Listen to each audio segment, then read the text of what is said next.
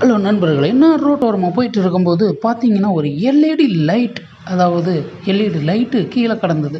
இது எதுக்கு தூக்கி எந்திரிச்சிட்டான்னு எடுத்துட்டு வந்து பார்க்கலாம் அப்படின்ட்டு, இதை தொடச்சிட்டு நான் வண்டி கவரில் உள்ளே போட்டு, அது வந்து பார்த்தீங்கன்னா கழட்ட முடியல நேயர்களே. அதனால் பார்த்தீங்கன்னா லைட்டாக ஹீட்டப் பண்ணி, அதுக்கப்புறம் வந்து அதை கழட்டலாம் அப்படின்ட்டு ட்ரை பண்ணா முடியல காய்ஸ். மறுபடியும் ஹீட் பண்ணி அது மறுபடியும் கழட்டிட்டேன்.